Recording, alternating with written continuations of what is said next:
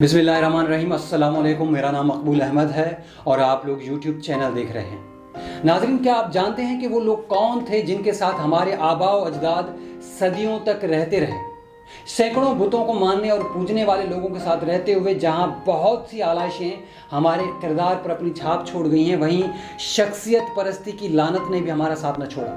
इस खिता ज़मीं के छोटे ज़हन, छोटी सोच और ज़ात के दायरे के अंदर रहने वाले ग़ुलाम लोग हमेशा से बुत परस्ती और शख्सियत परस्ती के गर्विदा रहे हैं। पाकिस्तान भी उस खित्ते का एक हिस्सा है। कल जब जनरल अयूब खान इस मुल्क का सदर था तो हर जगह अयूब खान शाबाश वाह वाह की तारीफ़ें, खुशामदें की जाती थी। जुल्फ़िकार अली भुट्टो आया तो जिए जिए भुट्टो के नारे लगना शुरू हुए। मियाँ नवाज शरीफ ने इक़्तिदार संभाला तो मियाँ दे नारे वज्जनगे। और जनरल परवेज़ मुशर्रफ के दौर में मैं किसी से नहीं डरता, सबसे पहले पाकिस्तान वर्दी में 10 बार भी सदर बनाएगी की सदाएं गूंजती रहीं। और बेनज़ीर भुट्टो के अहद हुकूमत में बीबी तेरे जानिसार बेशुमार बेशुमार और बेनज़ीर सारे सूबों की जंजीर जैसे दिल फरेब नारे बुलंद होते रहे। और अब इमरान खान आया है तो दो नहीं एक पाकिस्तान, नया पाकिस्तान का राग मकबूल हुआ है। इन सब सियासी क़यादतों ने हमें एक ही सबक पढ़ाया है कि हम आज़ाद हैं। क्या हम वाकई आज़ाद हैं? हमारा सवाल यह है कि अजीज़ लीडरान कराम, ये तो बताइए कि कौन सी आज़ादी की बात करते हैं आप? क्या आप करप्शन करने की आज़ादी की बात करते हैं? क्या यहाँ मिलावट करने की आज़ादी मुराद है? क्या बिनते हवा के साथ सरेआम जुल्म व ज़्यादती करने की आज़ादी की बात करते हैं आप? क्या मेरिट की धज्जियां बिखेरने की आज़ादी की बात करते हैं आप? क्या मिलावट करने की आज़ादी की बात करते हैं? या असेंबलियों में ज़मीर बेचने की आज़ादी की बात करते हैं आप? या फिर आज़ादाना तरीके से धौंस धांधली करने वाले इस मुआशरे के आज़ाद लोगों की आज़ादी की बात कर रहे हैं आप? या फिर जुल्म और ज़्यादती पर खामोश रहने वाले आज़ाद लोगों की बात करते हैं आप?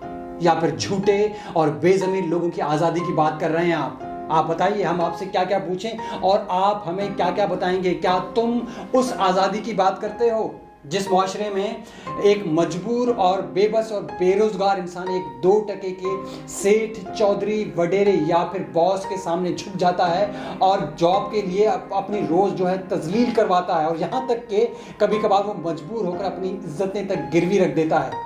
जनाब आली, हम आपको क्या क्या बताएं? इन गुनाहगार आंखों ने जुल्म पर ज़बानें चुप देखी हैं और कानों में शीशा डालकर नीम आंखों के साथ बदलते मंजर भी देखे हैं। क्या आप बता सकते हैं कि आपने जो हमें मुआशरा मुहैया किया है, ये मुआशरा इंसानी मुआशरा कहलाने का हकदार भी है या नहीं? मुनीर, इस मुल्क पे आसेब का साया है या क्या है? हरकत तेज तर है और सफ़र आहिस्ता आहिस्ता है। इस वक्त कुछ सियासी जमातों की तेज़ मगर नाकाम यलगार के साथ कुछ मजहबी जमातें दीन के नाम का चूरन बेचने की कोशिश कर रही हैं।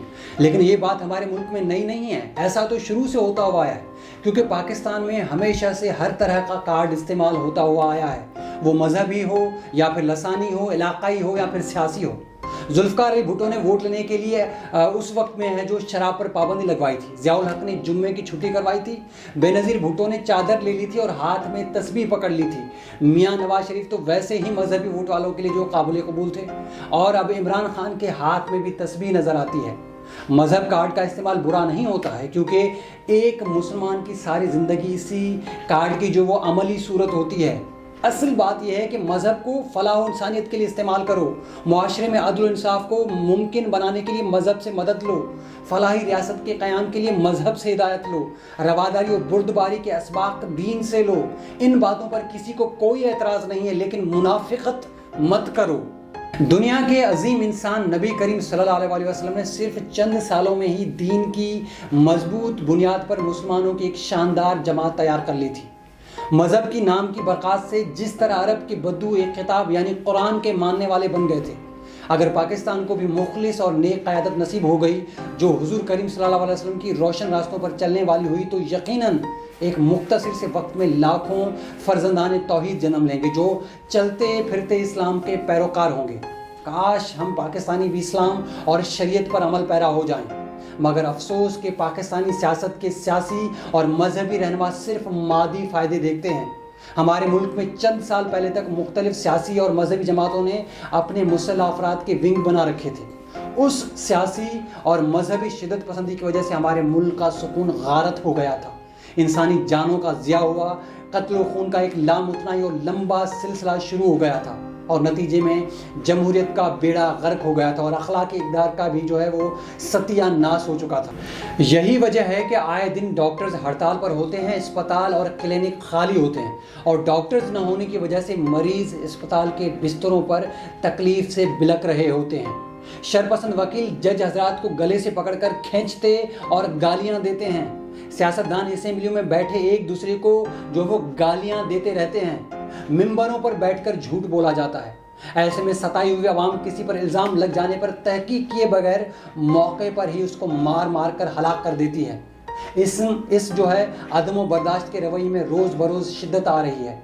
अब आप इस बात से अंदाज़ा लगाएं कि यही सियासी रहनुमा कोरोना के पहले दौर में कोरोना पर सख्त इक़दाम के हामी थे, मगर अब जलसों और जुलूसों पर मुसिर हैं। अगरचे हुकूमत मुल्क में स्मार्ट जो है लॉकडाउन लगा रही है, असेंबली और सेनेट के इजलासों को भी जो है वो कोरोना के असरात से बचने के लिए मुलतवी किए जा रहे हैं, मगर इंतकाम की आग में जलती अपोजिशन मासूम अवाम को कोरोना की भट्टी का ईंधन बनाने के लिए तैयार है। ये सच है कि जिस कौम में सच्चे फ़र्ज़शनास और दयानतदार अफराद की कमी हो और अखलाक की कदरें ज़वाल पज़ीर हों, वो अक़वाम दुनियावी तरक्की हासिल करने के बावजूद भी किसी की आइडियल नहीं होती है।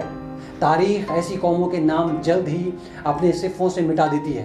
अल्लाह से दुआ है कि वो हम पर रहम करे और हमें सीधी और नेक राह पर चलाए, वतन और दीन की मोहब्बत से हमारे दिलों को सरशार करे और मगरबी शैतानी साजिशों से जो हमारी हिफाजत फरमाए और हम मुसलमानों को मुत्तहद करें। आमीन सुम आमीन। दोस्तों, आपकी राय इस बारे में क्या कहती है कमेंट करके बताइए। अगर वीडियो पसंद आए तो लाइक और सब्सक्राइब ज़रूर कीजिएगा। अपना और हमारे चैनल का ख्याल रखिएगा। अल्लाह हाफ़िज़।